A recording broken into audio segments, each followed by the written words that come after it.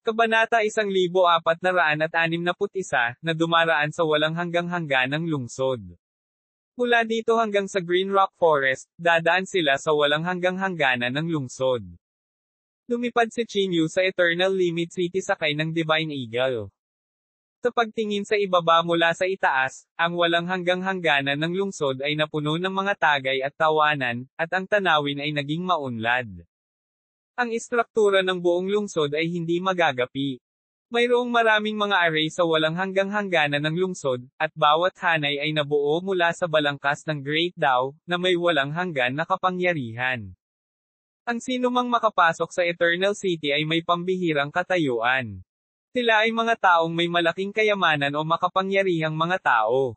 Tumingin si Chinyu sa lungsod na ito, na hindi mukhang malaki, at naramdaman ang aura na ibinubuga mula rito. Bawat strand ng aura ay medyo pambihira. Ang walang hanggang lungsod na ito ay mukhang isang lungsod ng kaligayahan, sabi ni Chinyu sa mahinang boses. Malinaw na mukhang maunlad ang lungsod na ito, ngunit sa ilang kadahilanan, hindi ito nagustuhan ni Chinyu. Walang ibang dahilan. Ang lungsod na ito ay nagbigay sa Chinyu ng pakiramdam na ito ay isang paraiso para sa mga taong may katayuan. At sa ganoong lugar, ang mga puting buto ay karaniwang nakabaon sa likod. Hindi nagtagal si Chinyu. Lumipad lang siya sa kalangitan sa itaas ng Yongji City. Ads by Pop Future. Ngunit kahit na ganoon, naramdaman pa rin ni Mr. Eternal Pole ang aura ni Chinyu. Nakaupo siya sa bulwagan, ang kanyang mga mata ay tumatagos sa makapal na pader, nakatingin ng diretso kay Chinyu na nagmamadaling dumaan. Foster Father, lumipad si Chinyu sa ating Eternal Pole City. Sa oras na ito, lumakad ang foster son ni Eternal Pole at nagsabi. Ang Eternal Pole ay uminom ng isang subo ng tsaa at sinabing walang pakialam, nakita ko ito. Kumunot ang noo ng foster son at sinabing, Foster Father, niligtas mo lang ang buhay niya. Dumaan siya sa lungsod natin, pero wala siyang balak na bisitahin ka. Hindi natapos ng foster son ang kanyang mga salita, ngunit napakalinaw ng kahulugan. Walang pakialam si Yongji. Ngumiti siya at sinabing, ano ang pinagkaiba kung bibisitahin kanya o hindi? Ibinuko ng alaga ang kanyang bibig.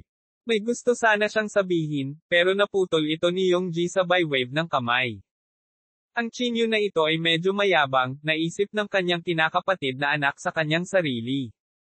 Talaga bang iniisip niya na sa pamamagitan ng pagpatay kay Lingyun, makakaakyat siya sa tuktok ng South Province?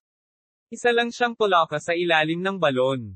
Ang ganitong uri ng pag-iisip ay nananatili sa puso ng halos bawat foster son sa lungsod ng Yongji. Tuldok. Pagkaraan ng hindi kilalang tagal ng panahon, sa wakas ay dumating muli si Chinyu malapit sa Qingyan Forest. Ang lugar na ito ay katulad ng dati. Ilang bituin ang layo mula sa Green Rock Forest, may mga tea pavilion, restaurant, at iba pa. Inalis ni Chinyu ang Divine Eagle at naglakad patungo sa gilid ng Green Rock Forest. Tanghali na noon, ngunit marami na ang nagkukumpulan malapit sa berdeng kagubatan ng bato. Tila naghihintay na makapasok sa Green Rock Forest bukas. Inilabas ni Chinyu ang kanyang espiritual na pakiramdam, na sumasaklaw sa radius ng halos 10 bituin, sa pagtatangkang hanapin ang figure ng pangil. Sa kasamaang palad, kahit na malakas ang espiritual na pakiramdam ni Chinyu, hindi pa rin niya mahanap si Fang. Siguro nang huhuli siya, naisip ni Chinyu sa sarili. Ang maliit na koponan ni Fang ay papasok sa Qingyan Forest upang manghuli halos araw-araw, at ngayon ay walang pagbubukod. Sa kabutihang palad, hindi nagmamadali si Chinyu. Nakahanap na lang siya ng mauupuan at hinintay na magdilim ang langit. Hanggat madilim ang kalangitan, tiyak na aalis si Fang sa Qingyan Forest. Lumipas ang oras sa bawat minuto. Bahagyang ipinikit ni Chinyu ang kanyang mga mata at sinubukang i-absorb ang nakapalibot na espiritual na enerhiya. Gayunpaman, ang espiritual na enerhiya dito ay masyadong manipis. Kahit na nilinang niya ang lahat ng kanyang lakas, ang epekto ay magiging minimal. Chinyu. Mr. Chin, pupunta ka rin ba sa kagubatan ng Qingyan? Si Chinyu. Nandito rin talaga siya. Mr. Chin, pwede ba tayong sabay na tumungo sa Qingyan Forest? Nang marinig ang pangalan ni Chinyu, maraming tao ang mabilis na nagtipon sa kanilang paligid. Gusto nilang lahat na hilahin si Chinyu sa kanilang koponan upang magbigay ng higit na proteksyon para sa kanilang koponan. Sa pagharap sa imbitasyon ng lahat, isa-isa lang silang tanggihan ni Chinyu. Tapos, pumikit ulit siya. Lumipas ang oras, at unti-unting nagdilim ang langit. Marami ring tao ang naglakad palabas ng Green Rock Forest. Ang ilan ay malubhang nasugatan, ang ilan ay puno ng kagalakan, at syempre, ang ilan ay nanatili sa berdeng kagubatan ng bato magpakailanman. Mabilis na tumayo si Chinyu. Inilabas niya ang kanyang banal na sentido, natatakot na makaligtaan niya ito. Ngunit pagkaraan ng mahabang panahon, hindi pa rin nahanap ni Chinyu ang anumang bakas ni Fang Fang. Nang makitang dumidilim na ang kalangitan at mas kakaunting tao ang lumabas sa Green Rock Forest, nagkaroon din ng masamang premonition si Chinyu. Maaaring may nangyari kay Fang Fang. Kumunat ang noo ni Chinyu. Ang pangangaso sa berdeng kagubatan ng bato ay parang pagtapak sa underworld. Walang makakapaggarantiya na makakatakas sila ng hindi nasaktan. Sa paglipas ng panahon, ganap na madilim ang langit. Nakatayo doon si Chinyu at nakatitig sa Green Rock Forest.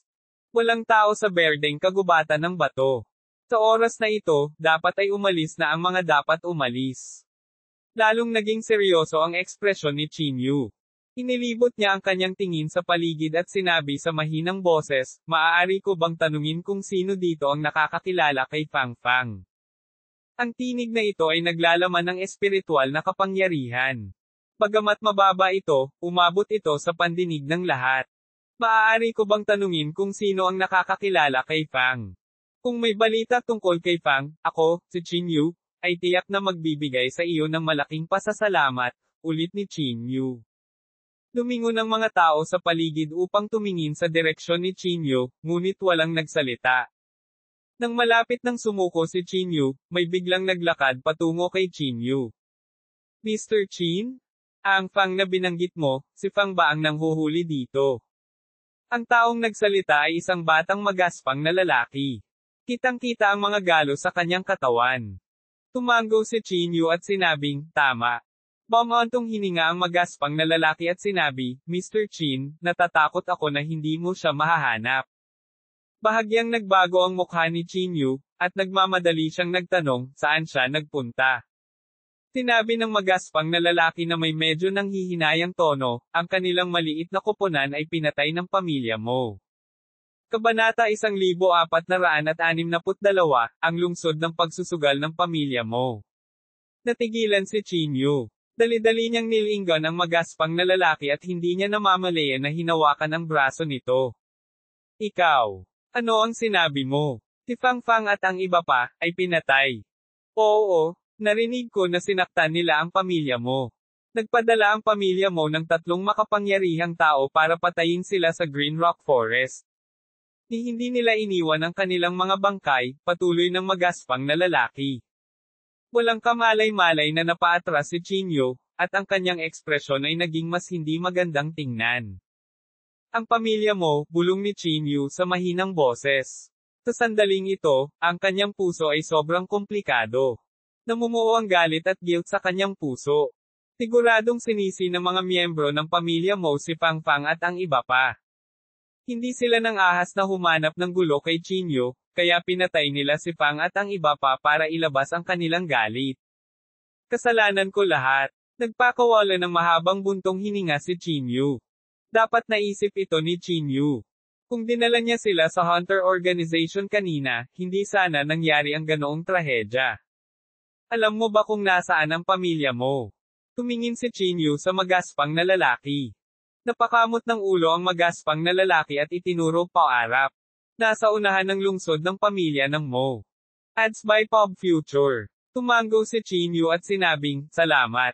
Pagkatapos, pinitik ni Chinyu ang kanyang palad at kumuha ng tableta, iniabot ito sa magaspang na lalaki. Ito ang walang hanggang tableta, na naglalaman ng napakalakas na espiritual na enerhiya. "Kunin ito bilang pasasalamat," sabi ni Chinyu. Ininom ng Rothman ang walang hanggang tableta, at bakas ng pagkabigla ang lumitaw sa kanyang mukha. "Salamat. Salamat, Mr. Chin." Mabilis na ikinulong ng magaspang na lalaki ang kanyang mga kamay. Hindi na nanatili si Qin Yu. Ipinatawag niya ang Divine Eagle at sumugod kay Mo Jiecheng. Habang nasa daan, si Qin Yu ay patuloy na nagmumuni-muni sa kanyang sarili. Sa panahong ito, marami na ang naapektuhan ni Qin Yu. Sa pinakamasama, sila ay masusupol, at ang pinakamasama, sila ay mawawala ng buhay. At marami sa mga kalunos-lunos na kaso na ito ay maaaring ganap na naiwasan. Dahil lamang sa kanyang sariling kapabayaan ang naging bunga nito. Huminga ng malalim si Qin Yu at tumingin sa direksyon ng lungsod ng pamilya Mo na may malamig na tingin. Ang makadiyos na agila ay napakabilis at hindi nagtagal ay dumating malapit sa lungsod ng pamilya Mo. Ang lungsod ng pamilya Mo ay medyo maunlad. Bagamat hindi ito maikukumpara sa Gu City, abala pa rin ito sa mga tao. Inalis ni Qin Yu ang makadiyos na agila at pumasok sa lungsod ng pamilya Mo. Sa lungsod ng pamilyang Mo, nagkaroon ng napakalaking tagumpay sa pagsusugal. Sinasabi na ang araw-araw na daloy ng pera sa lungsod na ito ng sugal ay 10-10 milyong mga spirit coins. Mahigit sa kalahati ng kita ng pamilya Mo ay nagmula sa lungsod na ito ng pagsusugal. Dumiretso si Qin Yu sa Gambling City. Inangat niya ang ulo niya at tinignan ang sign. Matapos makumpirma na tama ito, humakbang siya papasok dito. Hindi nagtagal pagkatapos pumasok si Qin Yu sa Gambling City, may nakakilala sa identity ni Qin Yu. At hindi nagtagal ay natuklasan ng taong namamahala sa bakuran ng pamilya Mo si Qin Yu. Si Qin Yu ba ang taong iyon? Sa dilim, isang matanda na nakasuot ng puti ang tumuro sa direksyon ni Qin Yu at nagtanong. Sumimangot ang isa pang tao at sinabing, mukhang siya. Bakit siya nandito? Marahil ay narito siya upang maglaro, hula ng matanda na nakasuot ng puti. Gayunpaman, umiling ang isa pang tao at nagsabi, hindi tama iyon. Pinatay lang namin si Fang Fang at ang iba pa, at pumunta siya rito. Natatakot ako na narito siya upang maghanap ng gulo. Hahaha. Umiling ang matandang nakasuot ng puti. Ang Fang Fang na iyon o kung ano pa man ay isang maliit na figure lamang. Bakit si Qin Yu ay magpupersage para sa kanila at espesyal na maglakbay sa bayan ng pamilya ng Mo? Masyado kang maraming iniisip. Kahit na ganoon ang kaso, mas mabuting maging ligtas kaysa magsisi. Mas mabuting iulat ito sa padre de pamilya. With that, tumalikod na siya at umalis. Pamilya Mo. Mabilis na pumasok ang binata na ito. Hammer, anong ginagawa mo dito? Tanong ng isang babaeng may magandang figure. Ang babaeng ito ay maganda, at may bakas ng hindi maitagong kapangyarihan sa pagitan ng kanyang mga kilay. Dapat ay mataas ang katayuan niya sa pamilya Mo. Tinulyapan siya ng binata na tinawag na Hammer at sinabing, hinahanap ko ang ulo ng pamilya para sa isang agarang bagay. Kasalukuyang abala ang ulo ng pamilya at walang oras na makipagkita sa iyo, walang pakialam na sabi ng babae. Malamig na sinabi ni Hammer, kung gayon, guguluhin kita para ipaalam sa kanya na dumating na si Qin Yu at kasalukuyang nasa Las Vegas. Qin Yu. Iyan ba ang Qin Yu who killed young master? Pagkatapos marinig ang mga salitang ito, bakas ng pagkagulat ang sumilay sa mga mata ng babae. Tama. Malamig na sabi ni Hammer, gusto mo man itong iulat o hindi, ikaw ang bahala. Ang babaeng ito ay natural na hindi nang ahas na maging pabaya. Agad siyang nagdala ng martilyo at mabilis na naglakad patungo sa likod bahay ng pamilya Mo. Sa likod bahay, isang matandang nakasuot ng paputok ang nakaupo sa ilalim ng malaking bato na nakapikit habang naglilinang. Makikita ng isang tao na ang malaking batong ito ay naglalabas ng mahinang ningning. Ang ningning na ito ay tumakip sa katawan ng matanda at naglabas ng malapag na aura. Ang malaking batong ito ay ang ancestral treasure ng pamilya Mo. Sinasabi na ang kayamanan na ito ay hindi gaanong mahalaga kaysa sa puno ng enlightenment ng sect master ng Heavenly Cloud Sect. At ang matandang ito ay walang iba kundi ang sect master ng pamilya Mo, si Mo Hong. Sect master, may nangyari.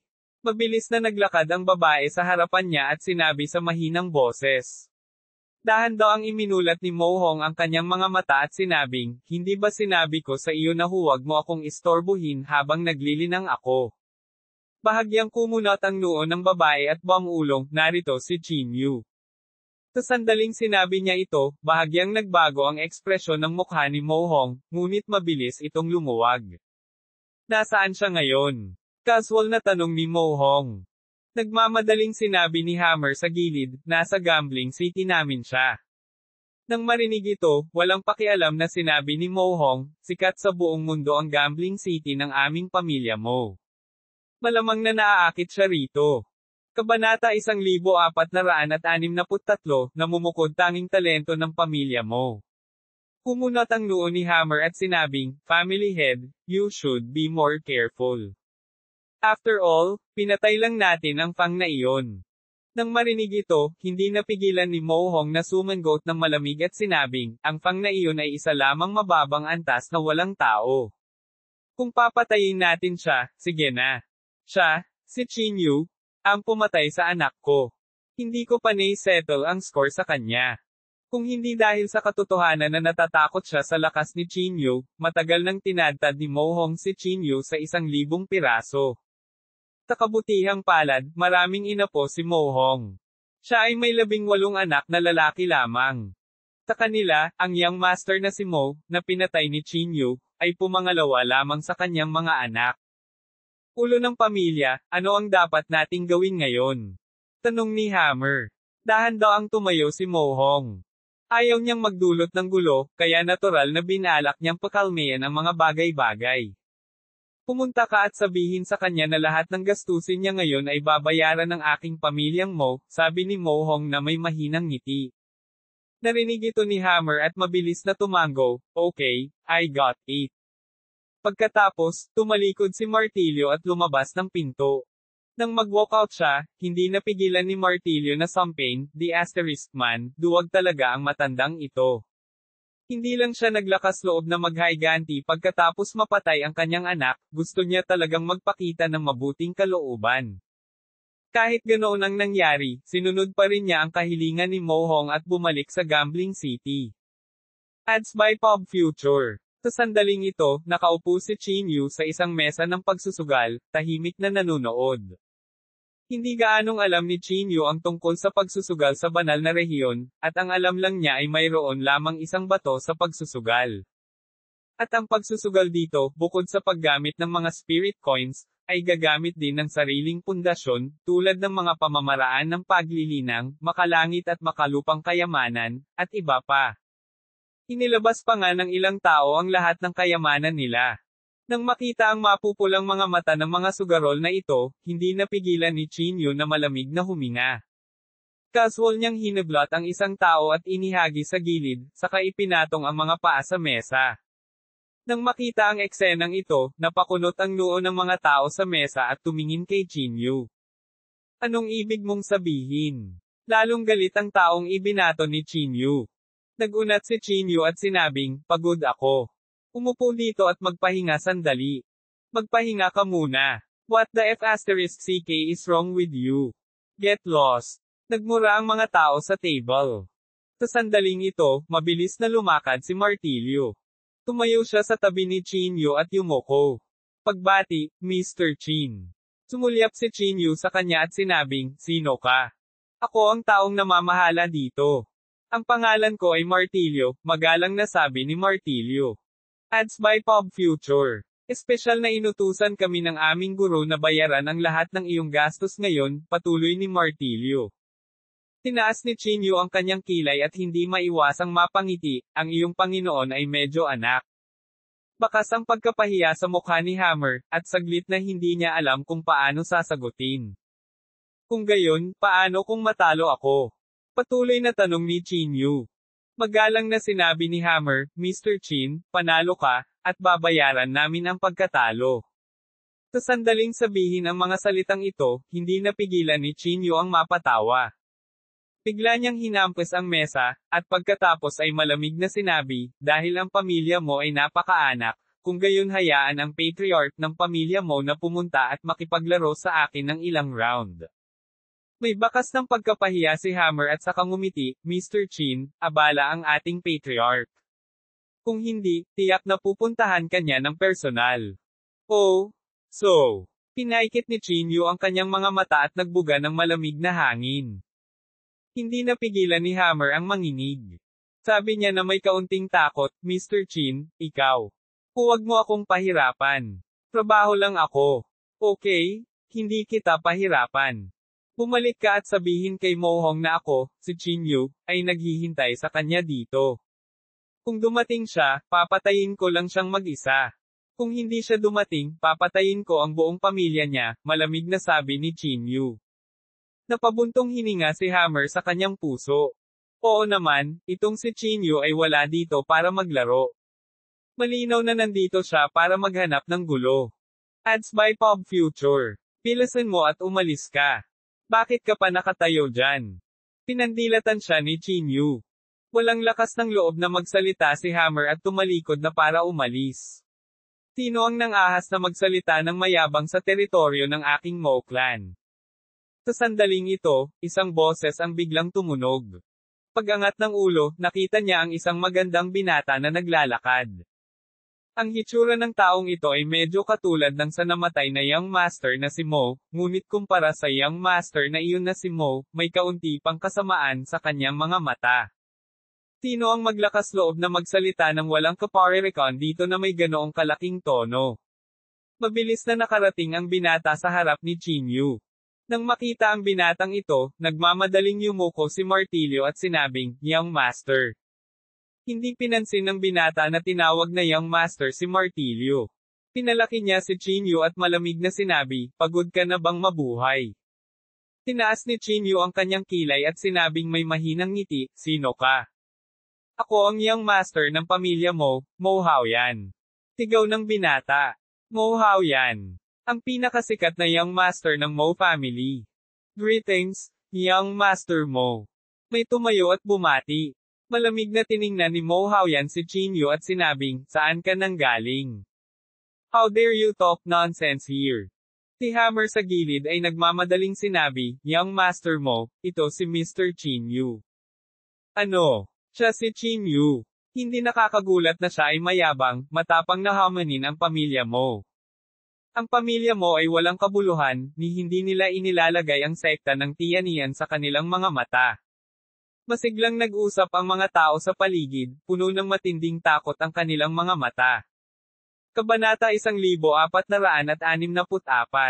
No way? Di ba? No way. Ang pangalan ni Chin Yu ay parang kulog sa Southern Region. Halos alam ng lahat ang kanyang pag-iral at ang kanyang mga tagumpay sa labanan. Gayunpaman, hindi inilagay ni Mo Haoyan si Chin Yu sa kanyang mga mata. Malamig siyang ngumuso at sinabing, paano kung ikaw si Chin Yu? Kung kaya mong patayin si Ling Yun, ako, si Mo Haoyan, kaya. Hindi gustong patayin ni Chin Yu ang inosente.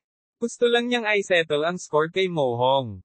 Kaya naman, malamig niyang tiningnan si Mo Haoyan at sinabing, hayaan mong puntahan ako ng iyong ama. Ayokong atakihin ka. Ha. Kumagalpak ng tawa si Mo Haoyan. Chin Yu? Kung natatakot ka, sabihin mo lang. Ako, Mo Haoyan, ay ililigtas ang iyong buhay. Pinaikit ni Chin Yu ang kanyang mga mata at sinabing, gusto mo ba talagang mamatay? Sumigaw si Mo Haoyan, cut the crap. Matagal ko nang gustong makita sa sarili ko kung gaano ka kaya. Kung may lakas ka ng loob, maghintay ka sa labas ng pinto ngayon din. Paano kita maliligtas kung papatayin mo ang kapatid ko? Pagkasabi nito, tumalikod si Mo Haoyan at aalis na sana. Sa oras na ito, nagmamadaling pinigilan ni Hammer si Mo Haoyan at sinabi sa mahinang boses, Young Master, matatalo pa nga ng Chin Yu na ito ang unang elder ng sekta ng Tianian. Ikaw. Ano? Mas mababa ba ako sa kanya, Chin Yu? Malamig na ngumuso si Mo Haoyan. Alam ni Hammer na determinado siyang sumuko. Kahit anong pilit niyang kumbansihin siya, wala itong silbi. Sa makatuwid, maaari lamang siyang magmadaling umalis sa Las Vegas at magmadali sa pamilya mo, umaasang sasabihin kay Mo Hong ang tungkol sa balitang ito. Chin Yu? Hihintayin kita sa labas. Kung may lakas ka ng loob, halika at lumaban ka. Malamig na ngumuso si Mo Haoyan, tumalikod at naglakad palabas. Tumayo si Chin Yu at malamig na sinabi, gusto mong maghayganti para sa iyong kapatid, at gusto kong maghayganti para sa kaibigan ko. Mabuti rin iyon. Nakatadhana ang buhay at kamatayan, tama ba? Pagkasabi nito, lumabas si Chin Yu sa Gambling City. Lumipad na si Mo Haoyan sa hangin. Tumayo siya sa hangin at malamig na tumingin kay Chin Yu. Ads by Pop Future. Chin Yu, hihintayin kita sa ligaw na kagubatan na 3 bituin ang layo. Pagkaraang makita si Chin Yu na naglalakad palabas, agad na sumigaw si Mo Haoyan at tumakbo patungo sa ligaw na kagubatan. Hindi nagsayang ng salita si Chin Yu at agad siyang hinabol. Nais din mapanood ng mga nakapaligid na tao ang labanang ito at sinundan siya. Sa labas ng kagubatan, ang panloob na chi ni Mo Haoyan ay sumabog na sa sukdulan. Ang mga nakapaligid na puno ay naglalabas ng mga kalusko sa ilalim ng kanyang panloob na chi. Sa ilang sandali, sumugod si Chin Yu sa pinangyarihan. Hindi tulad ni Mo Haoyan, ang panloob na chi ni Chin Yu ay mukhang sobrang kalmado, tulad ng isang pool ng stagnant na tubig. Chin Yu, pinatay mo ang aking kapatid, tiyak na papatayin kita ngayon. Galit na sigaw ni Mo Haoyan. Gumisi si Chin Yu, depende iyan kung may kakayahan ka o wala. Walang sinayang na salita si Mo Haoyan. Itinaas niya ang kanyang kamay at nag-transform na isang dakilang daw. Ang dakilang daw ay dumagundong at umiling sa pagitan ng kanyang mga palad. Sa sumunod na segundo, galit na umungal si Mo Haoyan at ang kapangyarihan ng dakilang daw ay agad na durog patungo kay Chin Yu. Bahagyang ipinikit ni Chin Yu ang kanyang mga mata. Ang Mo Haoyan na ito ay talagang may kakayahan. Maaari niyang hiramin ang kapangyarihan ng Great Daw sa murang edad. Hindi nakakagulat na pinuri siya bilang isang henyo. Sa kasamaang palad, ang taong kaharap niya ay si Chin Yu. Nakaharap sa malawak na aura, si Chin Yu ay walang anumang flashy internal chi. Tinaas niya ang kamay niya at sinuntok. Boom! Sa sandali ng banggaan, ang mga puno ay agad na nabunot. Ang orihinal na siksik na kagubatan ay tila naahit, naging hubad. At ang kapangyarihan ng Great Daw na na-evolve ni Mo Haoyan ay ang dulo lamang ng malaking bato ng yelo. Sa ilalim ng suntok ni Chin Yu, agad itong nabasag. Ang lahat ng pamamaraan ng Daw ay tila nawala sa sandaling ito, ang naiwan lamang ay ang Golden Fist ni Chin Yu. Ads by Pop Future. Talagang may kakayahan ka. Nang makita ito, hindi umatras si Mo Haoyan sa halip ay umaban, puno ng fighting spirit. Mabilis na dumudulas ang kanyang mga kamay, sa sandaling muli, upang mahulaan ang dakilang Daw. Sa isang sandali, sa kanyang harapan ay lilito na parang hangin ng kaguluhan. Ang bigat ng panloob na chi ay kakaiba sa pag-alo ng kanyang mga kamay. Kasunod nito, ang panloob na chi na ito ay nagbago sa isang banal na larawan. Banal na larawan nagtatampo mula sa sinaunang panloob na chi, tulad ng mga kasanayan, ito ay talagang nakakagulat. Pinaikit ni Chin Yu ang kanyang mga mata. Nanginginig ang kanyang katawan at buo ang ipinakitang pamamaraan ng banal na katawan. Kasunod nito, itinaas ni Chin Yu ang kanyang dalawang kamay at biglang lumitaw ang isang marka. Ito ang Golden Light Mark, isang teknik na binago rin ni Chin Yu sa kanyang sarili. Ang kompetisyon sa pagitan ng bagong henerasyon ay nagulat sa lahat. Napatulala ang lahat. Biglang dumating si Mark at pinagpira-piraso ang banal na larawan. Maging ang kawalan ay nagsimulang manginig. Hindi na nag-aksaya pa ng oras si Chin Yu. Direkta niyang inactivate ang line word formula at nakarating sa harap ni Mo Haoyan sa isang kisap mata. Nagsikip ang mga mag-aaral ni Mo Haoyan, at agad siyang bumaril pabalik. Gayunpaman, si Chin Yu, na nag-activate ng line word formula, ay tiyak na hindi maaaring ihambing ng Mo Haoyan. Walang paraan para makatakas siya. Ang dalawang panig ay nakatayo sa sandaling ito at ganap na sumabog. Ginamit nila ang lahat ng kanilang mga spell, at para bang guguho ang mundo. Boom! Boom! Ang banggaan ng kanilang mga spells ay bumasag sa kawalan. At ang natitirang kapangyarihan na pinakawalan nilang dalawa ay pumatay ng hindi mabilang na tao. Ang mga tao sa paligid ay hindi maiwasang manlaki ang kanilang mga mata. Ito ba ang nakababatang henerasyon sa ilalim ng Golden Age? Ang kanilang mga kakayahan ay malamang na hindi mas mahina kaysa sa mga eksperto ng mas lumang henerasyon. Clang! Ads by Pop Future. Sa sandaling ito, umalangaw-ngaw sa kawalan ng tunog ng isang gong na hinampas. Kung titingnang mabuti, si Mo Haoyan ang nagbagong anyo bilang isang malaking divine staff na tumama sa katawan ni Qin Yu. Hindi gumalaw si Qin Yu. Tiningnan lang niya si Mo Haoyan ng malamig. Nagsikip ang mga mag-aaral ni Mo Haoyan, na parang hindi siya naglakas loob na paniwalaan ito. Itinaas ni Qin Yu ang kanyang braso at marahas itong hinampa sa divine staff. Ang spell na binago niya ay agad na nawala. Naisip ni Mo Haoyan na hindi maganda ang mga bagay at agad na bumaril pabalik. Gayunpaman, hindi siya binigyan ni Qin Yu ng pagkakataon. Ginamit niya ang line word formula para habulin siya at binasag ang kamao niya sa dibdib ni Mo Haoyan. Ang lakas ng suntok na ito ay walang katapusan. Direkta itong tumusok sa dibdib ni Mo Haoyan. Sumabog ang sariwang dugo sa sandaling ito. Ang ekspresyon ni Mo Haoyan ay lubhang nagbago. Wala siyang pakialam sa mga sugat sa kanyang katawan at diretsyong umatras. Tumalsik ang dugo sa buong kalangitan. Ang amoy ng dugo ay lubhang masangsang. Ang amoy ng panloob na chi ay sobrang masangsang. Tumayo si Mo Haoyan sa hangin at humihingal. Malamig niyang tiningnan si Qin Yu sa malayo.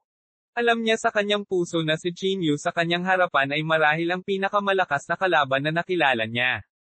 Sa kabilang banda, si Hammer ay nagmamadaling umuwi at ipinaalam kay Mo Hong ang tungkol sa bagay na ito. Si Mo Hong, na may kalmadong ekspresyon, ay agad na nagbago ng kanyang ekspresyon nang marinig niya ang mga salitang ito. Anong sabi mo? Kasalukuyang nakikipag-away si Haoyan kay Qin Yu. Puno ng takot ang mukha ni Mo Hong. Oo, ulo ng pamilya, bilasan mo at umalis ka. Kung hindi, huli na ang lahat. Nagmamadaling sabi ni Hammer. Hindi nang ahas si Mo Hong na mag-aksaya ng oras. Inilagay niya ang lahat ng lakas ng pamilya mo at nagmamadaling pumunta sa direksyon ng ligaw na kagubatan. Sa ligaw na kagubatan, si Qin Yu ay parang Diyos ng digmaan. Naliligo sa sariwang dugo ang kanyang katawan. Ang sariwang dugong ito ay nagmula lahat kay Mo Haoyan. Mukhang nasa miserableng kalagayan si Mo Haoyan. Hingal na hingal siya. Maliwanag, nahulog siya sa isang hindi magandang posisyon. Talagang may kakayahan ka, malamig na sabi ni Mo Haoyan. Gayunpaman, tumikim si Qin Yu at sinabing, kung hanggang dito na lang ang lakas mo, natatakot akong mamatay ka rito. Bahagyang nagbago ang ekspresyon ni Mo Haoyan. Malamig niyang sabi, hindi pa alam kung sino ang mananalo o matatalo sa ating dalawa. Huwag kang masyadong maaga.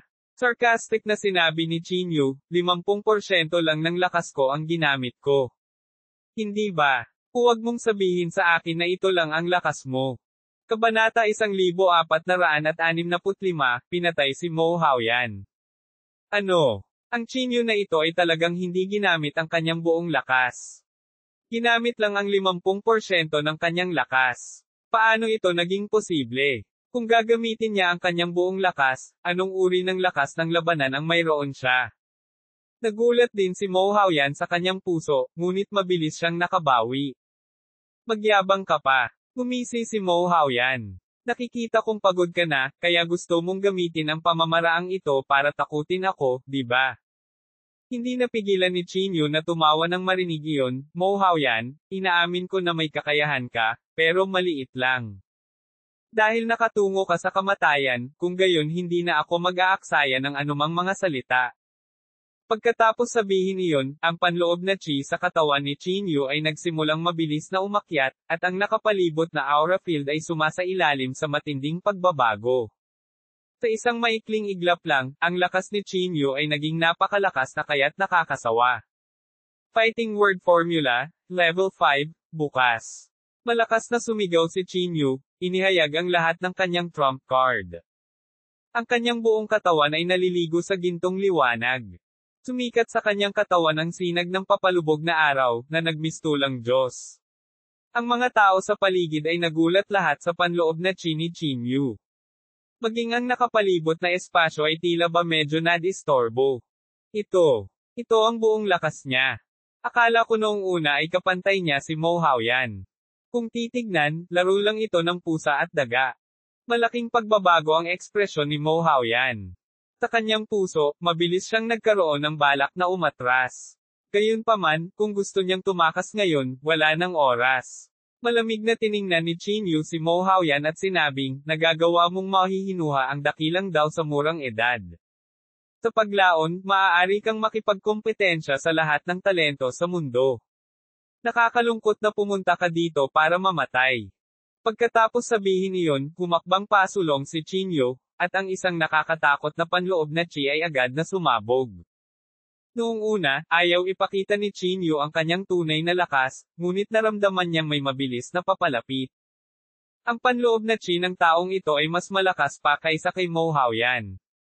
Walang alinlangan, ang taong dumating ay tiyak na ang pinuno ng angkan ng Mo, si Mo Hong.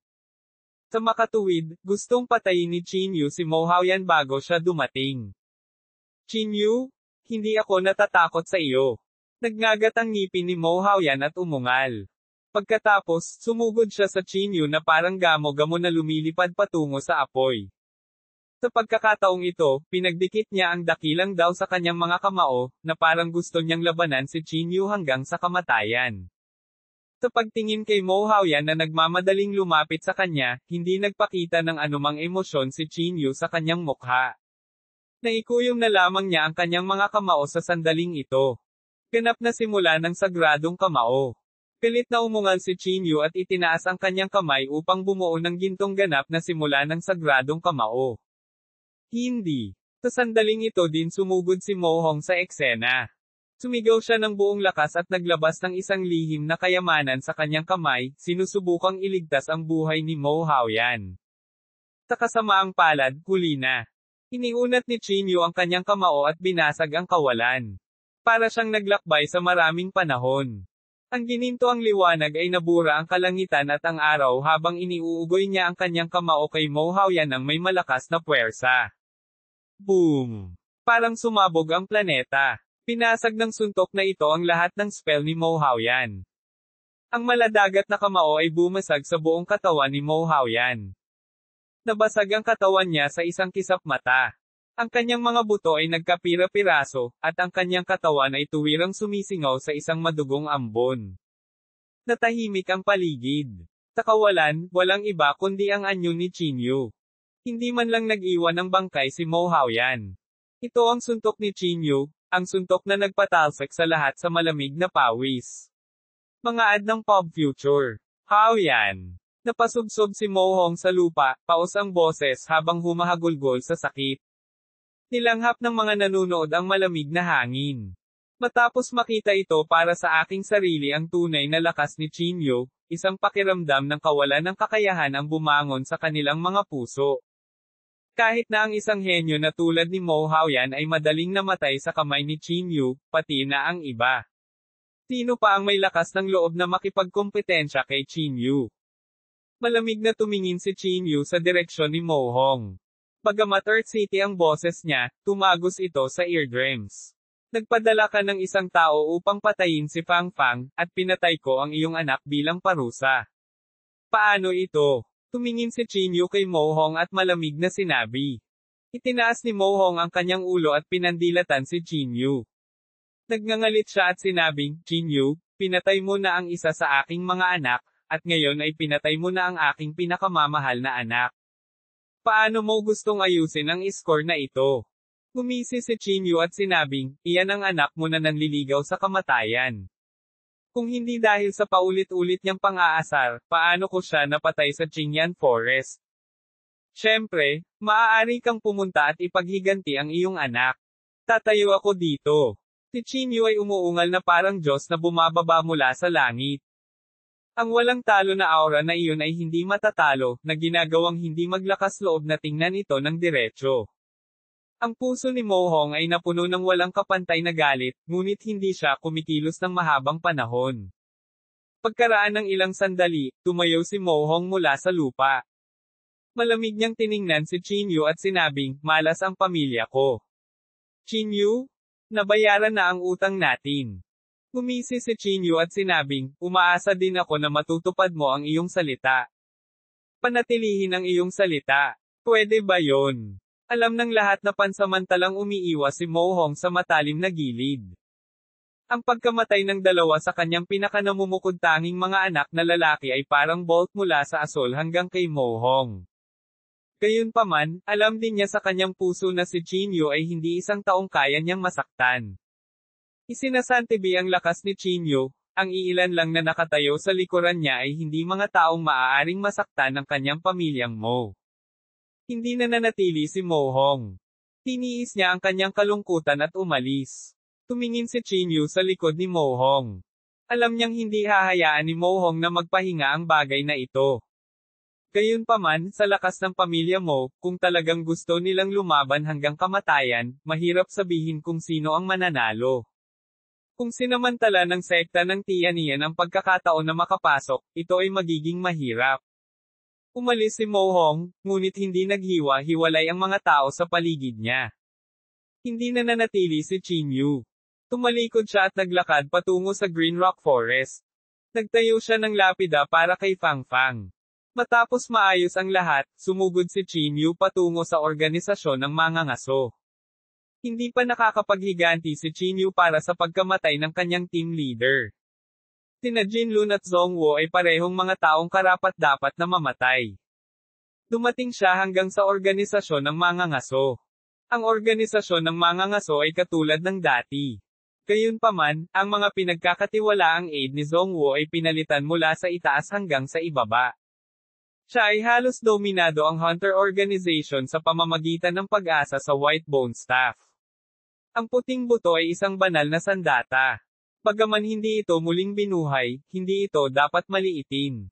Nang makita si Chinyu na naglalakad, ang mangangaso na namamahala sa pag-isyo ng mga order ay hindi maiwasang sumimangot. Chinyu, ikaw, kilala ng taong ito si Chinyu, kaya hindi niya maiwasang mataranta. Diretso si Chinyu sa punto, nasaan si Jingbei? Bakit wala siya dito? Matagal nang wala si Jingbei dito. Isa lang siyang ordinaryong mangangaso ngayon, sabi ng kabilang partido. Kumunat ang noo ni Chinyu at sinabing, paano si Guanzuang? Pumunta na sila sa Green Rock Forest. Malamang babalik sila pagkalipas ng 8 o 9 na araw. Inamin ni Chinyu. Inilabas niya ang kanyang divine sense at sakop ang higit sa kalahati ng organisasyon ng Hunter. Gaya ng inaasahan, wala siyang nakitang bakas ni Guanzuang at Jingbei. Nandito ba si Zhongwo? Patuloy na tanong ni Chinyu. Hindi. Umalis na ang team leader. May sabi-sabing may importante siyang gagawin, patuloy ng kabilang partido. Kumunat ang noo ni Chinyu. Saan siya nagpunta? Sa tingin ko ay nagpunta siya sa Eternal City. May sabi-sabi na inimbitahan siya ni Mr. Eternal City sa isang piging. Kabanata 1466, ikaw ba ay isang F***ing traidor? Yongji City. Gusto ba talaga ni Zhongwo na pumunta sa Yongji City? Hindi mapigilan ni Chinyu na matigilan. Inimbitahan nga ni Yongji si Zhongwo. Ano ang gusto niyang gawin? Ngunit pagkatapos mag-isip tungkol dito, naintindihan din ni Chinyu. Bagamat hindi ganoon kalakas ang sariling lakas ni Zhongwo, siya pa rin ang pinuno ng organisasyon ng Hunter. Malaki ang impluwensya ng organisasyong mangangaso sa South Province, kaya makatwirang imbitahan siya. Talagang hindi nangangailangan ng maraming pagsisikap upang pumunta dito. Pinaikit ni Chinyu ang kanyang mga mata. Sa oras na iyon, si Juwo at ang iba pa ay pupunta doon, kaya mas maginhawa para sa kanila na magsimula ng away. Hindi na nanatili si Chinyu. Agad siyang umalis sa berdeng kagubatan ng bato at sumugod patungo sa Eternal City. Walang gaanong oras ang natitira bago ang takdang oras sa Eternal City. Aalis na sana si Chinyu, para makarating siya sa tamang oras. Nakasakay sa Divine Eagle, sumugod siya patungo sa Yongji City. Sa kabutihang palad, ang kagubatan ng Qingyan ay hindi malayo sa lungsod ng Yongji. Hindi nagtagal at dumating si Chinyu malapit sa lungsod ng Yongji. Inalis niya ang banal na agila at humakbang patungo sa Yongji City. Para sa engranding piging na ito, mukhang nag-effort si Yongji sa paghahanda. Sa labas ng gate ng Yongji City, may 2 taong responsable sa pagtanggap sa kanya. Nang makita nila si Chinyu, agad nilang itinakip ang kanilang mga kamay at sinabing, pagbati, Mr. Chin. Magalang na sumagot si Chinyu at pagkatapos ay nagtanong, nandito ba ang lahat? Sa pangkalahatan, nakarating na sila, sabi ng greeter. Tumango si Chinyu at sumunod sa likuran nila habang naglalakad sila papasok sa lungsod ng Yongji. Sa sandaling tumuntong siya sa Yongji City, naramdaman ni Chinyu ang ilang pambihirang aura mula sa internal chi. Kahit na ang panloob na chi na ito ay nagsisikap na pigilan ang kanilang mga sarili, napakalakas ng mga ito, kaya ramdam pa rin niya ang mga ito. Ang buong lungsod ay tulad ng naisip ni Chinyu. Ito ang langit ng malakas. Hanggat ang isang tao ay may pera o lakas, maaaring matanggap ng isa ang huling resulta dito. Sa pinakamalalim na bahagi ng Eternal City, mayroong isang malaking palasyo. At ang palasyong ito ay ang sikat na walang hanggang mansyon, na siya ring tirahan ng Eternal City.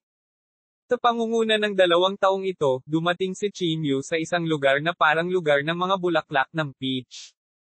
Ang lugar na ito ay puno ng siksik na chi. Libo-libong banal na sinag ang bumaba mula sa langit, na para bang ito ay isang walang kamatayang palasyo. Sa immortal na palasyong ito, marami ng tao ang pumunta rito, ngunit hindi nakilala ni Chinyu ang karamihan sa kanila. Mukhang medyo maingat siya. Nakahanap lang siya ng mauupuan ng isang tasa ng masarap na alak ang ipinadala kay Chinyu. May sabi-sabi na ang alak na ito ay pinalapot mula sa daan-daang bulaklak at hamog. Ang lasa ay matamis ngunit hindi mamantika, tulad ng nectar ng jade do.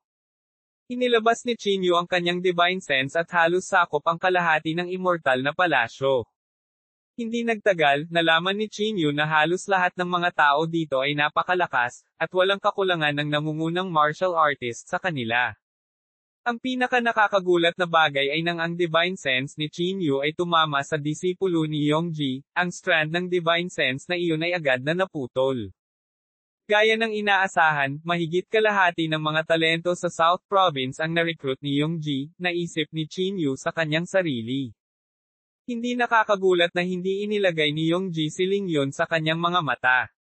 Marahil si Lingyun ay isang kayamanan sa sekta ng Tianian, ngunit sa mga mata ni Yongji, siya ay walang halaga.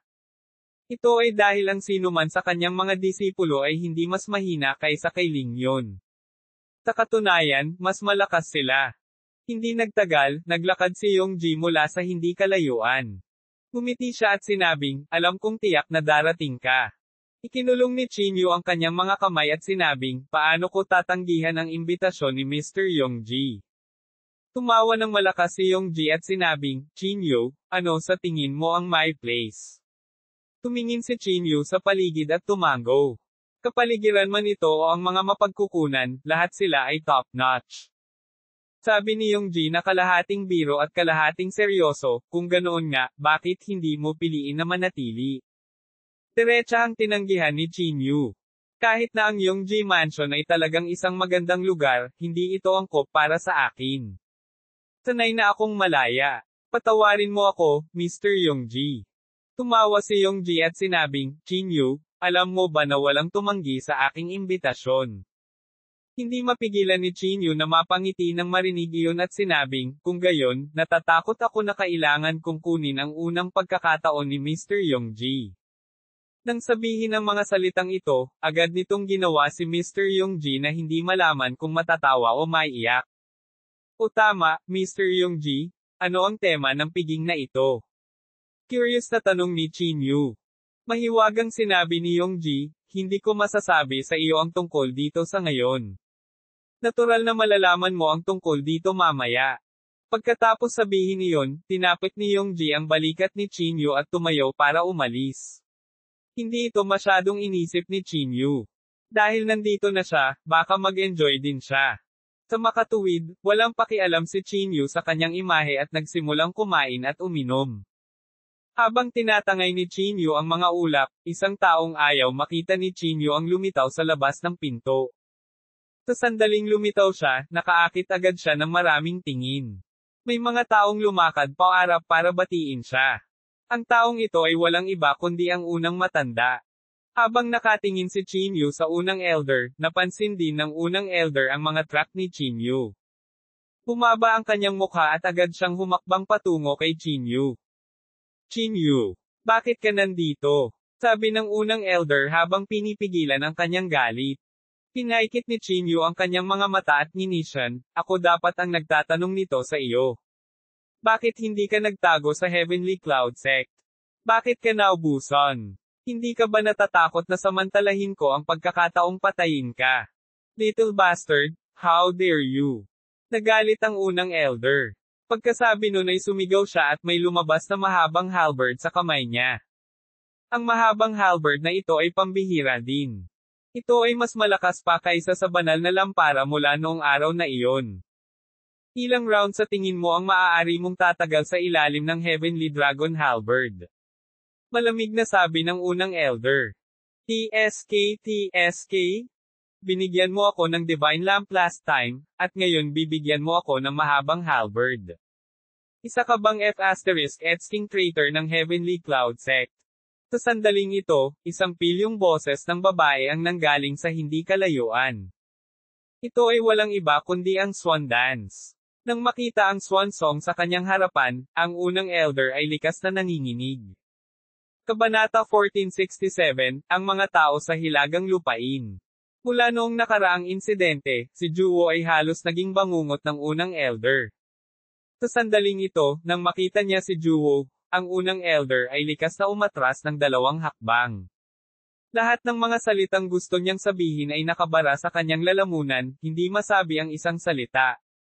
Nagmamadali niyang niligpit ang kanyang halberd, saka tumalikod at umalis nang walang sinasabi. Bahagyang ngumuso si Juwo, ano iyon? Nagpapakitang gilas. Tumingin si Chinyu kay Juwo at nakangiting sinabi, dumating ka sa tamang oras. Inilibot ni Juwo ang kanyang mga mata at sinabing, sinabi ko sa iyo na huwag pumunta sa sekta ng Heavenly Cloud, ngunit hindi ka naniwala sa akin. So ano? Wala namang ginawa, di ba? Napangiti si Chinyu at sinabing, mayroon pa akong trump card na walang silbi, kung hindi. Huwag mong sabihin. Ginamit ni Juwo ang kanyang maliit na kamay para harangan ang bibig ni Chinyu. Tumingin siya sa paligid at sinabing, kahit anong klaseng babe ang mayroon ka, subukang huwag ilantad ito, unawain mo. Kung hindi, ito ay makakaakit ng gulo, lalo na't ang relasyon sa pagitan ng hilagang lupain at katimugang rehiyon ay napaka-tense. Tumango si Chinyu. Ito ay tiyak na dahil sa kadahilanang ito na hindi ginamit ni Chinyu ang banal na larawan. Sa bagay, pag-aari iyon ng babaeng nakamaskara. Kahit sa Holy Region, siguradong may inggit ang mga tao. O tama, alam mo ba ang tema ng piging na ito? Tanong ni Chinyu. Hinawakan ni Juwo ang kanyang baba at bangulong, kung hindi ako nagkakamali, dapat ay dahil sa mga usapin ng hilagang lupain. Kung hindi, hindi niya inimbitahan si Xiaohai. Mga usapin ng hilagang lupain. Bahagyang kumunat ang noo ni Chinyu. Posible kayang ang hidwaan sa pagitan ng hilaga at timog na rehiyon ay umunlad na sa yugtong ito. Napakatakot ba ang hilaga? Tumingin si Chinyu kay Juwo. Bahagyang tumango si Juwo at sinabing, ang hilaga ay orihinal na lupain ng pagkatapon. Dahil sa malamig na panahon at kakulangan ng mga mapagkukunan, ang napakasamang tao ng iba't ibang kontinente ay ipinadala sa hilaga. Pagkalipas ng napakaraming taon, nagsimula silang magsanga sa hilaga at mangibabaw sa hilaga. Kaya't ang karamihan sa mga tao doon ay lubhang mabagsik. Biglang naintindihan ni Chinyu. Hindi nakakagulat na mahirap para sa mga tao na mabuhay sa kahirapan. Ngunit kapag sila ay nag-mature, tiyak na sila ay magiging lubhang kakilakilabot. Malakas man o ugali, lahat sila ay kapantay ng mga ordinaryong tao. Puntong hininga, itong si Yongji ay talagang walang kinalaman. Ang sektang Heavenly Cloud ay hindi man lang nagsabi ng kahit ano, ngunit siya ay tumalon upang manguna, bulong ni Juwo. Tumango din si Chinyu at sinabing, oo, maaaring gusto ni Yongji na samantalahin ang pagkakataon na pahinain ang lakas ng Heavenly Cloud Sect. Napaka-posible. Nang marinig ito, nagliwanag ang mga mata ni Juwo, na para bang naliwanagan siya. Sa anumang kaso, kumpara sa sekta ng Heavenly Cloud, mas kinaiinisan ko si Yongji. Ang sekta ng Heavenly Cloud ay hindi bababa sa isang tunay na kontrabida. Si Yongji ay isang hypocrite, mahinang ungol ni Juwo. Tinapin ni Chinyu ang bibig ni Juwo at mahinang sinabi, hindi mo maaaring sabihin ang mga bagay na walang ingat. Tutal, ito ang lungsod ng Yongji. Who cares? Gumuso si Juwo. Sunod-sunod na dumami ang mga tao. Sa isang kisap mata, mahigit 100 tao ang nagtipon sa walang kamatayang palasyo. Mabilis na tinakpe ng Divine Sense ni Qin Yu ang katawan ni Zhongwu. Nag-toast si Zhongwu sa gitna ng karamihan, na tila isang kontrabida na nakamit ang kanyang layunin. Bakit? May sama ng loob ba sa iyo ang taong iyon? Mabilis na naramdaman ni Juwo ang lamig mula kay Qin Yu. Inamin ni Qin Yu at sinabi, hiniram niya ang kamay ng sekta ng Heavenly Cloud at pinatay ang pinuno ng organisasyon ng Hunter. Siya mismo ang naging pinuno. Ang pinuno ng organisasyon ng Hunter ay gumawa ng isang pabor sa akin. Kailangan ko siyang patayin. Kumunot ang ilong ni Juwo at sinabing, nabalitaan ko na may hawak siyang Saint Artifact. Hindi biro ang bagay na iyon. Kahit ako ay hindi naglakas loob na hawakan iyon. Mga ad ng Pop Future. Napabuntong hininga si Qin Yu at sinabi, kung hindi dahil sa artifact ng santo sa kanyang kamay, matagal ko na siyang napatay. Kailangan kong mag-isip ng paraan para dayin ang artifact ng santo na iyon. Pagkasabi niya nun, may pumasok mula sa labas. Nakita niya ang isang gwapong binata na may mahabang damit na papasok. May ngiti sa mukha niya, pero medyo casual ang itsura niya. Kuzu. Nang makita ang binatang ito, kumaway si Juwo sa kanya. Nang marinig ni Kuzo ang boses ni Juwo, ngumiti rin siya. Juwo, nabalitaan kong nakalusot ka lang kanina. Paano ito? Nakapasok ka na ba sa Reversion Void Stage? Nakangiting tanong ni Kuzu. Through your lolo. Paano ito magiging napakadaling makalusot sa Reversion Void Stage? Namilog ang mga mata ni Juwo. Tinapik ni Kuzo ang sariling dibdib at kalahating biro at kalahating seryosong sinabi, mabuti naman. Akala ko naiwan mo na naman ako. Dahil doon, bumagsak ang tingin ni Kuzo kay Qin Yu. Ikaw si Qin Yu, tama ba? Ngumiti si Kuzo. Nagmamadaling itinaas ni Qin Yu ang kanyang mga kamay at sinabing, pagbati, Senior Kuzo. Hindi naman. Umiling si Kuzo. Tawagin mo na lang akong Kuzo. Napangiti si Qin Yu. Bagamat sinabi niya iyon, hindi niya ito masabi ng malakas. Ilang sandali pa, dumating sina Baro at Fenghai. Ang tatlong baliw at tatlong ganap, maliban sa mga monghe ng Hangshi, ay dumating na lahat. Para naman sa maalamat na Xiaohai, matagal siyang hindi nagpakita. Tila pamilyar na pamilyar sina Baro at Fenghai sa isa't isa. Ang dalawa sa kanila ay hindi mapaghihiwalay. Bagamat hindi sila gaanong nag-uusap, makikita sa isang sulyap ang mabangis na tingin sa kanilang mga mukha. Pabirong sinabi ni Qin Yu, hindi ba ikaw, Baro, at Fenghai ay mula sa tatlong baliw? Bakit hindi kanila dalhin para makipaglaro sa kanila? Bah! Hindi natin alam kung sinong tanga ang bumubuo sa palayaw na ito. Ang lola niya ang loko. Malakas na pagmura ni Juwo. Si Kuzu, na nasa gilid, ay hindi napigil ang mapatawa. Anong tinatawa-tawa mo? Bakit kailangan mong tawagin ang sarili mong tatlong baliw? Kailangan kong tawagin ang sarili ko na tatlong baliw. Hindi makatarungan. Galit na sabi ni Juwo. Nagbiro si Kuzu, ito ay isang walang laman na pamagat. Kung gusto mo ito, huwag mag-atubiling kunin ito. Ayoko. Sok! Ungol ni Juwo. Mayroon ng mahigit 100 tao ang naruroon. Karamihan sa kanila ay mga maimpluwensyang tao sa South Province. Nang makitang dumarami na ang mga tao, dahan-daang tumayo si Yongji. Inilibot niya ang kanyang tingin sa mga tao, kinulong ang kanyang mga kamay at sinabing, salamat sa lahat ng pumunta sa Yongji City para sa isang pagtitipon. Ako, si Yongji, ay muling nagpapasalamat. Kung may sasabihin ka, sabihin mo lang. Huwag kang masyadong mapagpanggap, sabi ni Juwo mula sa ibaba. Sumulyap si Yongji kay Juwo at ngumiti. Juwo, nagmamadali ka pa rin. Pagkatapos, tumingin si Yongji sa mga tao at walang pakialam na sinabi, dahil iyon ang kaso, magsasalita ako ng lantaran. Pagkasabi nun ay napaatras si Yongji. Nanginginig ang kawalan sa harap niya, at pagkatapos, lumabas sa void gate ang isang matandang lalaki na may malamig na ekspresyon. Nang makita ang taong ito, lahat ay hindi maiwasang mapatingin sa isa't isa. Kakaiba ang mukha. Bakit hindi nila ito nakita dati?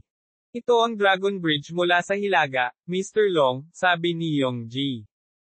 Ano? Mula sa Hilaga? Bakit lilito ang mga tao sa Hilaga sa Yongji City? Talagang naglakas loob silang magpakita sa ating Southern Province. Ano ang ibig sabihin ni Yongji? Agad na nagkagulo ang mga tao, at lahat ay nag-uusap sa mahinang boses. Hindi mapigilan ni Juwo na sumimangot habang sinabi sa mahinang boses, akala ko may kinalaman ito sa Hilagang Lupain, ngunit hindi ko inaasahan na may darating talaga mula sa Hilagang Lupain. Kabanata 1468, kalimutan mo na. Ano ang sinusubukan nitong gawin ni Yongji? Hindi napigilan ni Kuzu na makaramdam ng pagkadismaya. Sino ang nakakaalam? Maaaring ang Hilagang Lupain ay nakipag-ugnayan na kay Yongji. Hulaan ni Juwo. Sa sandaling ito, si Chinyu, na mayroon ng masamang impresyon kay Yongji, ay mas nakaramdam ng pagkasuklam. Sa harap ng talakayan ng lahat, ngumiti si Yongji at sinabing, lahat, huwag kayong mabalisa. Sa pagkakataong ito, ang Dragon Bridge ay narito para sa usapang pangkapayapaan. Ang Katimugang Rehiyon at ang Hilagang Lupain ay matagal nang magkasalungatan. Kung magpapatuloy ito, ang maghahirap ay pangkaraniwang tao. Kung magkakaroon tayo ng pagkakataon para sa usapang pangkapayapaan, hindi ba? Sa sandaling sinabi ang mga salitang ito, si Juwo sa ibaba ay hindi napigil ang champagne, naiinis lang ako sa mukha niyang ito. Ang pagtingin lang sa kanya ay naiinis na ang mga tao. Naramdaman din ni Chinyu na ang Yongji na ito ay labis na mapagkunwari, na nagpaparamdam sa mga tao ng pagkasuklam. Bagamat iyon ang nangyari, pagkatapos ng paliwanag ni Yongji, halatang mas tahimik ang eksena. Si Long Qiao ay humakbang pasulong, ikinulong ang kanyang mga kamay at sinabi, tulad ng sinabi ni Mr. Yongji, pumunta ako dito sa pagkakataong ito para lang magsalita ng kapayapaan. Talk your ass. Ilang tao sa Hilagang Rehiyon ang pumatay sa Katimugang Rehiyon. Gusto mo bang mag-usap ng kapayapaan ngayon? Malakas ang pagmumura ng isang tao sa pinangyarihan. Hindi nagalit si Long Qiao. Ngumiti siya at sinabing, maaaga o huli, malulutas ang problemang ito. Kung hindi ito malulutas, mas maraming tao ang mamamatay. Bukod dito, maraming tao ang namatay sa aming Hilagang Lupain. Tumingin si Yongji kay Long Qiao at nakangiting sinabi, dahil ito ay isang negosasyon, pag-usapan natin ang ating mga kondisyon. Ngayon, lahat ng mga sikat na tao sa Katimugang Rehiyon ay narito. Maaari silang gumawa ng desisyon. Sumulyap si Long Qiao sa mga tao at walang pakialam na sinabi, kailangan lang nating magtayo ng 30 bituing lupain sa hangganan at hayaan tayong mabuhay. Bilang kapalit, ibibigay ko sa inyo ang lihim na pamamaraan ng Hilaga, ang Sacred Heart Formula. Ano? Ang Sacred Heart Formula. Ang Hilaga ay talagang handang kunin ang Sacred Heart Formula. Ads by Pop Future. Ang sabi-sabi ay ito ay isang paraan ng paglilinang na nilikha ng mga nakatatanda sa Hilaga sa ilalim ng napakahirap na mga kondisyon. Kung makukuha natin ang Sacred Heart Formula, ang ating cultivation ay doble ang resulta sa kalahati ng pagsisikap. Ang hindi mabilang na mga tao sa pinangyarihan ay nagsimulang maantig. Tila labis silang naantig sa Sacred Heart Formula. Tumingin si Chinyu kay Juwo at nagtanong sa mahinang boses, ano itong Sacred Heart Formula? Sinabi ni Juwo sa malalim na boses, hindi ko alam kung ano ito. Ang alam ko lang ay ito ay isang kakaibang kasanayan sa Hilagang Lupain. Ngunit palagi kong nararamdaman na ito ay isang bitag, sabi ni Kuzu. Hindi lang si Kuzu, ngunit ganoon din ang naramdaman ni Chinyu at Juwo. Kung sinusubukan lang nilang mabuhay, tiyak na hindi sila mag-aalok ng mga ganitong kondisyon. Bukod dito, hindi pa nagtagal, personal na nasaksihan ni Chinyu ang paghuli ni Xiaohai sa mga taga-Hilaga. Ang dalawang magsasaka mula sa Hilagang Lupain ay hindi lamang nais na sakupin ang banal na agila ni Chinyu, ngunit inaangkin din nila na sila ay nagsanib puwersa sa kanlurang Tagaytay upang salakayin ang Katimugang Rehiyon. Ito ay ganap na hindi naaayon sa sinabi ng Dragon Bridge. Ngumiti si Yongji at sinabi, mahirap ang kalagayan ng pamumuhay sa Hilagang Lupain. Sigurado akong malinaw na ang lahat tungkol dyan. Ano ang masama sa pagbibigay ng 30 bituin? Ano ang masama sa pagtrato dito bilang isang mabuting gawa? Nasabi na niya ang lahat ng magagandang bagay. Bahagyang bumantong hininga si Juwo. Bahagyang tumango din si Kuzo at sinabing, nakarinig ako ng bulong-bulungan na ang hilagang lupain ay nagtatanim ng pangkukulam. Lalamunan nila ang banal na diwa ng mga tao upang linangin. Kung talagang ibibigay nila ang 30 bituin, sino ang nakakaalam kung ano ang mangyayari? Tama, tama.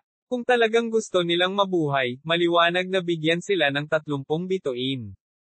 Gayunpaman, ang mga tao sa hilagang lupain ay nakagawa ng maraming masasamang gawain at kilalang kilala.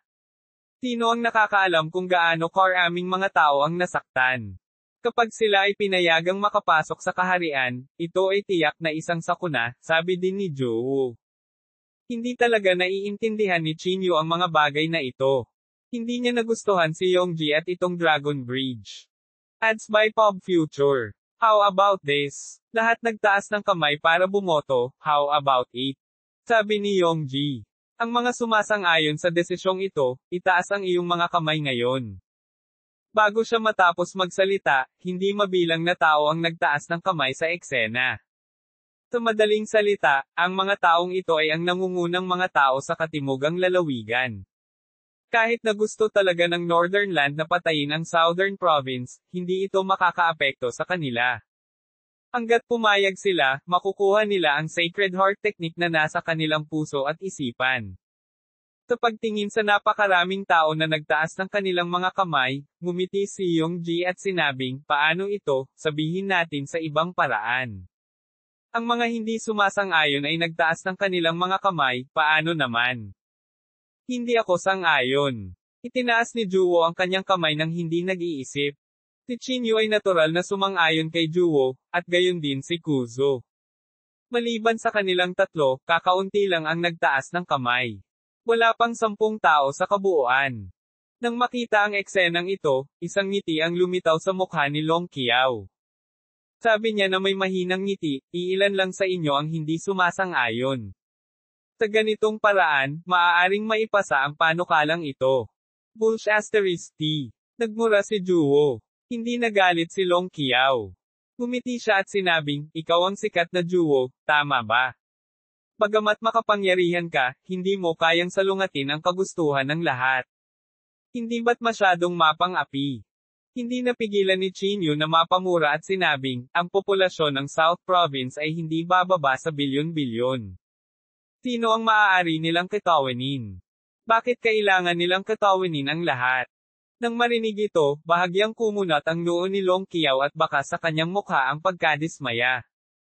Sumasang-ayon ako sa mga salita ni Brother Chinyu, nakangiting sabi ni Kuzo. Ads by Pop Future. Hindi mo maaaring tanungin ang opinyon ng lahat, tama. Pagpapatuloy ni Long Qiao. Tama.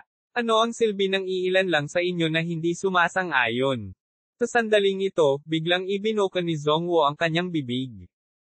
Pinalaki niya si Chinyu at sinabi na may kakaibang tono, Chinyu, kung saan, wala kang karapatang lumahok sa piging na ito. Anong karapatan mong magsalita? Malamig na tiningnan ni Chinyu si Zhongwo at sinabing, F***CQ. Kung wala akong karapatan, wala kang karapatan sa F***King. Sino ang pinapagalitan mo? Galit na galit si Zhongwo. Sinagalitan kita. Ano sa tingin mo? Kung hindi ka kumbinsido, lumabas ka na lang at lumaban. Napuno ng fighting spirit si Chinyu, na parang gusto niyang kumilos. Gumisi si Zhongwo at sinabing, sa tingin mo ba ay natatakot ako sa iyo? Magsisimula na ang malaking labanan. Mabilis ding tumayo si Juwo, halatang nakatayo sa gilid ni Chinyu. Pahalagahan ng lahat ang pagkakaisa. Maaari tayong mag-usap tungkol sa kahit ano. Sa oras na ito, humakbang si Yongji at sinabi. Malamig na tiningnan ni Zhongwo si Chinyu at sinabing, anak, mamamatay ka sa aking mga kamay maya-maya. Ipapalitin ko ang parehong mga salita sa iyo, malamig na sabi ni Chinyu. Hindi na nagsalita pa si Zhongwo at umupo. Sa sandaling ito, ibinuka din ng unang elder ang kanyang bibig at sinabing, Yongji, niligtas mo lang ang buhay ni Chinyu ilang araw na ang nakakaraan. Ngayon, tinanggihan ka niya sa piging. Ang batang ito ay talagang walang utang na loob. Old bastard, shut up. Taway ni Chinyu. Malamig na tiningnan ng unang elder si Chinyu at sinabing, sa murang edad mo, mayroon ka ng mga kaaway sa lahat ng panig. Anak, madaling magdala ng gulo sa iyong sarili tulad nito. Ngumisi si Chinyu, ganun ba? Nakalimutan mo na ba ang panahon na nagtago ka sa makalangit na sekta ng ulap ilang araw na ang nakalipas at hindi man lang ng ahas na umutot? Nagdilim ang mukha ng unang matanda. Kahit galit siya, hindi siya nag-alab. Malamig lang siyang ngumuso. Lahat, subukang huwag baguhin ang paksa, sabi ni Yongji. Ayon sa mga patakaran, dapat nating gawin ang pinal na desisyon ayon sa bilang ng mga tao. Ito ay palaging panuntunan ng South Province. Kung ganoon nga ang kaso, sa palagay ko ay hindi natin dapat sundin ang panuntunang ito. Sa sandaling ito, isang boses ang nanggaling sa hindi kalayuan. Kabanata 1469, ang mapagmataas na Xiaohai. Naakit agad ang tingin ng lahat sa boses na ito. Xiaohai. Nang makita ang taong ito, ang mahabang ekspresyon ni Qiao ay malinaw na hindi masyadong maganda. Tumingin din ang iba kay Xiaohai, baka sa kanilang mga mukha ang bakas ng solemnity. Alam ng lahat na higit sa kalahati ng sumasalakay na mga magsasaka sa hilagang lupain ang namatay sa kamay ni Xiaohai, at labis na kinasusuklaman ni Xiaohai ang mga taong ito. Walang nakakaalam kung ano ang kahihinatnan ng kanyang pagdating. Lumapit si Xiaohai at malamig na sinabi, ang panuntunang ito ay tila para sa interes ng karamihan. Xiaohai? Bakit ngayon ka lang nandito? Nakangiting sabi ni Yongji. Hindi siya pinansin ni Xiaohai at itinaas ang kanyang kamay, sinabing, hindi rin ako sumasang-ayon sa iyong panukala. Sinabi ni Long Qiao na may malungkot na mukha, Xiaohai, huli ka na. Wala ka man lang mga kwalifikasyon para lumahok. Oh, kailan ka pa nagkaroon ng pagkakataon na makialam sa mga usapin ng Southern Region? Napakalamig ng tono ng boses ni Xiaohai, dahilan para manginig ang mga tao nang hindi sinasadya. Sa oras na ito, may lumabas upang ayusin ang mga bagay-bagay. Mr. Xiaohai, ang bagay na ito ay kapaki-pakinabang sa lahat. Bakit natin ito tatanggihan? Gusto mo bang patuloy na magdusa ang mga tao sa hangganan? Tama. Bakit natin tatanggihan ang ganoong win-win situation? Sumulyap si Xiaohai sa kanila, sinabi niya, gusto mong makipag-ayos, di ba? Sure, nagawa ko na ang mga kalkulasyon. Sa lahat ng mga taon na ito, ang hilaga ay pumatay ng kabuoang 3,280,012, 31 katao sa katimugang hangganan. Kung gusto mong makipag-ayos, walang problema. Hayaan mo na lang muna akong patayin ang parehong bilang ng mga tao sa hilaga. Nang marinig ito ng lahat, nagulat silang lahat. Talagang naalala ng Xiaohai na ito ang bilang ng mga tao sa ganoong detalye. Mahigit 3 milyong tao. Ang bilang na ito ay malamang na lumampas sa kabuoang bilang ng mga tao sa hilagang lupain. Xiaohai, sinasadya mong pahirapan kami. Pilit na sabi ni Long Qiao. Gumisi si Xiaohai at sinabing, kung hindi mo magawa, bumalik ka sa hilagang lupain. Xiaohai, huwag kang masyadong lumayo. Sa tingin mo ba ikaw lang ang makakapagpasya sa lahat ng aming mga panukala? Sa sandaling ito, biglang sinabi ng unang elder. Agad na tumingin si Xiaohai sa direksyon ng unang elder at sinabing may madilim na mukha, maaari mo bang katawinin ang Tianyan sect? Tama. Dahil wala ang sect master, ako na ang mamamahala sa sekta ng Tianyan. Sabi ng unang elder na may bahagyang masungit na ekspresyon. Nang marinig ito ni Xiaohai, hindi niya napigil ang sabihin ng malamig, kung gayon ang iyong sect master ay talagang gumawa ng isang hanggal na desisyon na maghanap ng isang tanga na katulad mo. Mga ad ng pop future. Ikaw. Agad na nagalit si First Elder. Gayunpaman, hindi siya kalaban ni Xiaohai, kaya natitiis lang niya ang kanyang galit. Ngumiti si Yongji at sinabing, lahat, huwag kayong mabalisa. Lahat ay mapag-uusapan. Walang dapat pag-usapan. Papatayin ko ang bawat tao mula sa hilagang lupain. Sabi ni Xiaohai. Siyempre, kung handa kayong lumapit sa mga tao mula sa hilagang lupain, wala akong pakialam na patayin kayong lahat. Nang sabihin ang mga salitang ito, nagulat ang lahat. Gaano ito ka-arrogant? Kailangang malaman ng isa na kasama rin sa mga taong ito ang tatlong baliw, sina Barrow, at Feng Hai. Pati na rin ang top-notch martial artist ng Southern Region. Sa kanila, mayroon ding sektang Heavenly Cloud. Masyadong mayabang ang mga salita ni Xiao Hai. Xiao Hai? Huwag kang masyadong lumayo. May galit na sabi. Malamig na tiningnan siya ni Xiao Hai at sinabing, kung hindi ka nasisiyahan, maaari kang lumabas at lumaban. Wala akong pakialam na paalisan ka ng maaga. Agad na tumahimik ang kabilang partido at hindi na naglakas loob na magsalita pa. Xiao Hai? Gusto mo ba talagang sumalungat sa hilagang lupain? Malamig na sabi ni Long Qiao. Tumawa ng malakas si Xiao Hai at sinabing, gago ka ba? Hindi pa ba halata ang ginawa ko? Ikaw. Nagdikit ang ngipin ni Long Qiao. Ang Xiao Hai na ito ay malinaw na hindi tinatabla ng langis at asin. Xiao Hai? Hayaan mong sabihin ko sa iyo. Walang silbi ang pagharang mo sa akin ng mag-isa. Papalapit ng papalapit ang rehiyon sa timog at hilagang lupain. Sa oras na iyon, walang makakapidyaw sa mga hilagang lupain. At the same time, let me tell you. Kung tatanggapin mo ang proposal ko ngayon, makukuha mo pa rin ang Sacred Heart Technique. Kapag ang Southern Region at ang hilagang lupain ay ganap na pinagsama, wala kang makukuha. Tumawa ng malakas si Xiao Hai at sinabing, hindi ako interesado sa iyong bullsh asterisk, the absolute arts. Sinabi ni Long Qiao na may malungkot na mukha, Xiao Hai, maghintay ka lang. Siguradong babayaran mo ito. Hindi lamang mahabang Qiao, ngunit ang ekspresyon ng unang elder ay labis ding madilim. Tumingin si Long Qiao kay Yongji at sinabing, dahil hindi ka sumasang-ayon, pagkatapos ay aalis ako. Pagkatapos sabihin iyon, tumalikod si Long Qiao at aalis na sana. Stop! Sa oras na ito, biglang sumigaw si Xiao Hai kay Long Qiao. Huminto si Long Qiao at malamig na sinabi, bakit? May gagawin ka pa ba? Malamig na sinabi ni Xiao Hai, mukhang hindi mo narinig ng malinaw ang sinabi ko ngayon. Sabi ko, kapag may nakita akong sino man mula sa hilagang lupain, papatayin ko sila. Agad na nagbago ang ekspresyon ni Long Qiao.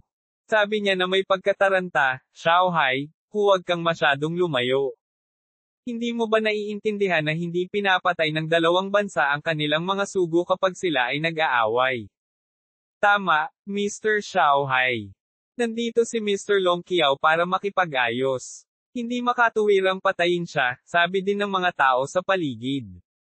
Kahit hindi ka sumang-ayon, dapat mong hayaang umalis si Long Qiao. Kung aatake tayo ng ganito, hindi ba natin hahayaan ang iba na sandutin ang ating gulugod? Ilang sandali, itinutok ng lahat ang kanilang mga sibat kay Xiao Hai. Kinaway-kaway ni Xiao Hai ang kanyang kamay at nagalit, isang grupo ng mga maingay na bagay, manahimik ka. Isang malakas na sigaw ang agad na nagpanting sa tenga ng lahat. Ang iba sa kanila ay nabasag pa ang eardrums at walang tigil ang pagdurugo. Kabanata 1470, ang plot ng hilagang lupain. Nagulat ang lahat sa kahangahangang paraan ni Xiao Hai. Ang mga nangungunang eksperto mula sa katimugang rehiyon ay tahimik lahat sa sandaling ito. Tila walang nang-ahas na kalabanan si Xiao Hai. Ang unang elder, na dapat na maging pinuno ng pulong na ito, ay labis na hindi nasisiyahan sa sandaling ito. Gayunpaman, hindi siya nang-ahas na magsabi ng kahit ano at kaya lang kumagat ng bala at magtiis. Malamig na tiningnan ni Xiao Hai si Long Qiao at sinabing, sa tingin mo makakaalis ka na. Ang ekspresyon ni Long Qiao ay sobrang pangit. Sinabi niya sa malalim na boses, Xiao Hai, wala akong kaaway sa iyo. Bakit kailangan mo akong patayin? Hindi mo ba kayang mag-iwan ng paraan para sa iyong sarili? Hahaha. Wala kang karapatang turuan ako kung paano maging tao. Sigaw ni Xiao Hai at sinampal ang mahabang palad ni Qiao. Hindi nang ahas si Long Qiao na maging pabaya. Matagal nang kumalat ang pangalan ni Xiao Hai sa hilagang lupain. Alam na alam niya ang mga kakayahan ni Xiao Hai. Sa isang iglap, dumating na sa kanyang harapan ang anino ng palad. Nagmamadaling ginamit ni Long Qiao ang lahat ng kanyang mga spell sa pagtatangkang labanan ang palad na ito. Gayunpaman, ang kanyang mga spell ay lumitaw na napakahina sa harap ni Xiao Hai. The instant they touched, nabasag agad sila. Bang! Ang palad ay tumama sa mahabang dibdib ni Qiao, na naging sanhi ng patuloy niyang pagsusuka ng dugo. Lihim na naramdaman ni Long Qiao na hindi maganda ang hitsura. Agad siyang tumayo at naghanda sa pagtakbo. Gusto mong tumakbo? Hindi ka makatakbo. Galit na sigaw ni Xiaohai. Ikinumpas niya ang kanyang malaking palad, at isang napakalaking palad ang kaagad na dumating, na hinampas ang mahabang Qiao, na sinusubukang tumakas, sa lupa. Ang Dragon Bridge ay napuno ng dugo, at ang kanyang katawan ay halos madurog. Bagamat mayroon siyang protective magic artifact sa kanya, nadurog pa rin siya ng Dragon Bridge. Xiaohai, huwag kang masyadong lumayo, nagngagat ang mga ngipin ng Dragon Bridge at sinabing. Malamig na tiningnan ni Xiaohai ang Dragon Bridge at sinabing, kung mayroon kang anumang kakayahan, gamitin mo lang ito. Isang bakas ng pulang dugo ang lumitaw sa mga mata ni Dragon Bridge, at galit na sinabi niya, kung gayon, sabay tayong mamatay. Dahil doon, nagsimulang gumuho ang katawan ni Long Qiao. Ang mga bakas ng pulang dugo na panloob na chi ay lumabas sa kanyang mga mata. Ang panloob na chi na iyon ay mabilis na nagtipon sa harap ng lahat. Sa huli, ito ay naging isang pulang dugo na figure na mukhang isang demonyo. Ang figurang iyon ay walang kapantay na malaki, at ang buong katawan nito ay naglalabas ng ginaw. Sa aking katawan, ihahandog ko ang Diyos, tila ginamit ni Long Qiao ang lahat ng kanyang lakas para isigaw ang pangungusap na ito. Sumigaw si Xiaohai, mga Diyos. Maliit lang na kasanayan, panoorin mo akong basagin ito. Kumalaw ang mga kamay ni Xiaohai, at namuo ang nakakatakot na aura. Sa sumunod na segundo, ang mga palad ni Xiaohai ay umusad, humahampas patungo sa pulang dugong demonyo. Sa pamamagitan lamang ng isang palad, ang demonyo ay talagang direktang nabasag, nawala sa manipis na hangin sa ilalim ng paningin ng lahat. Agad na nagbago ang ekspresyon ni Long Qiao. Hindi niya akalain na ang Diyos na inialay niya gamit ang sariling katawan at banal na sentido ay talagang madudurog sa isang palad. Ito ay hindi lamang Dragon Bridge. Nagulat ang lahat ng naruroon. Anong antas ng lakas ang naabot ni Xiaohai? Bakit siya nakakatakot? Hindi kaya minamaliit ng lahat ang kakayahan ni Xiaohai. Magaling. Tuwang-tuwa na sigaw ni Juwo. Bahagyang tumango si Xiaohai kay Juwo bilang isang paraan ng pagbati. Xiaohai. Ako, ang hilagang lupain, ay tiyak na hindi ka pababayaan. Dragon Bridge ay dumura ng isang subo ng dugo. Kasunod nito, nagsimulang maglaho ang kanyang katawan, na wala nang walang bakas. Hindi maiwasan ni Qingyu na mabigla. Ads by Pop Future. Ang mga galaw ni Xiaohai ay napakakaraniwan, at hindi siya gumamit ng anumang spell. Siya ay panay na umaasa sa kanyang mayamang espiritual na kapangyarihan at mayamang karanasan upang lumaban. Matapos patayin si Long Qiao, lumingon si Xiaohai sa mga tao at sumigaw, sinumang maglakas loob na makipagsabuatan sa hilagang lupain ay magiging kaaway ko, at gayon din ang Heavenly Cloud Sect. Ibinuka muna ni Elder ang kanyang bibig, at sa kangumuso, walang sinabi. Mr. Xiao, ang hilagang lupain at ang katimugang rehiyon ay palapit ng palapit. Kung ito ay magpapatuloy, ang digmaan ay sumiklab sa madaling panahon, sabi ni Yongji na may mahinang ngiti. Ganun ba? Pagkatapos ay inaabangan ko ang araw na ito, malamig na sabi ni Xiaohai. Hindi umimik si Yongji, pero may ngiti pa rin sa mukha niya. HMPH. Malamig na sumingot si unang elder at nanguna sa pag-alis. Tumayo na rin ang iba at umalis. Xiaohai. Kumaway si Juwo kay Xiaohai. Pinawi ni Xiaohai ang talas ng kanyang katawan at naglakad patungo kay Juwo. Umupo siya sa table ni Qingyu at ngumiti, Juwo, Kuzu, long time no see. Tama. Saan ka napunta sa lahat ng oras na ito? Tanong ni Juwo. Bahagyang napabuntong hininga si Xiaohai at sinabing, lahat ito ay dahil sa bastard na ito mula sa hilagang lupain. Kapatid na Xiao, anong masasamang gawa ang ginawa ng hilaga?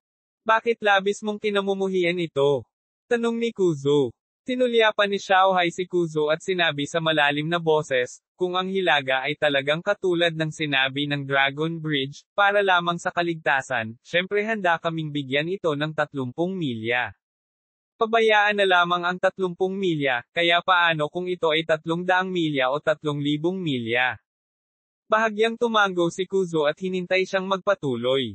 Nagpatuloy si Xiaohai, sa kasamaang palad, ayon sa aking pagkakaunawa, ang hilagang lupain ay naglilinang ng pangkukulam. 300 taon na ang nakalilipas, may halos 1 bilyong tao sa hilagang lupain, ngunit sa mga taong ito, 1 milyong tao na lang ang natitira. Inilibot ni Xiaohai ang kanyang tingin sa karamihan. Ibig mong sabihin, ang mga taong ito ay pinatay ng sarili nilang mga tao. Hula ni Qin Yu. Bahagyang tumango si Xiaohai at sinabing, tama. Ang mga mapagkukunan ng hilagang lupain ay kakaunti, kaya buhay ang kanilang mapagkukunan. Sa mga taong ito, ang mga tao sa hilagang lupain ay paulit-ulit na sinalakay ang katimugang rehiyon dahil sa biglaang pagbaba ng populasyon. Hindi na ito sapat upang suportahan ang kanilang pagtatanim. Sa pagsasalita hanggang sa puntong ito, huminto sandali si Xiaohai. Baka sa mukha niya ang galit. Narinig ko na upang magsaka, ang mga hilagang lupain ay minsang nagtipon ng daan-daang libong kababaihan. Ang tanging ginagawa nila araw-araw ay ang manganak. Tinatreto nila sila bilang mga makina. At ang mga bagong panganak na buhay ay magiging lahat ng kanilang mga mapagkukunan. Ang ekspresyon ni Qin Yu ay hindi maiwasang magbago ng husto. Ito ay sadyang nakakagulat. Upang gawin ang isang bagay, ito ay nagparamdam sa mga tao ng labis na pagkasuklam. Ang hilagang lupaing ito ay talagang hindi makatao. Ang ekspresyon ni Qin Yu ay walang katulad na malamig. Tumango si Xiaohai at sinabing, tama. Kung may pagkakataon, gusto ko talagang lipulin lahat ng nasa hilagang lupain. Sayang lang at kulang ang kakayahan ko.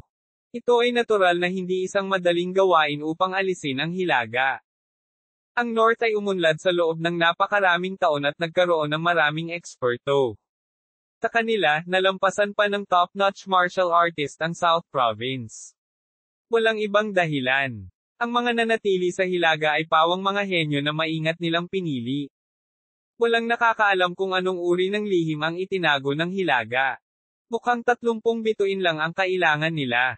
Sa katunayan, sapat na ang 30 bituin na ito para lamunin nila ang buhay ng mga magsasaka sa South Province, sabi ni Xiaohai sa malalim na boses. Sinabi ni Qin Yu na may pagdududa, Senior Xiaohai, bakit hindi mo sinabi sa kanila ang tungkol dito ngayon lang? Sa tingin mo ba kahit alam nila, tatanggi sila? Umiling si Kuzo at sinabing. Napabuntong hininga si Xiaohai at sinabing, tama si Kuzo. Ang mga taong ito ay isang grupo lamang ng maliliit na tao na may sariling interes lamang sa kanilang mga mata. Sacred Heart Technique. Napakalaki talaga ng temptation, naisip ni Qin Yu sa sarili. Tumayo si Xiaohai at sinabing, sige, huwag na nating pag-usapan ito. Kailangan kong umalis ka agad.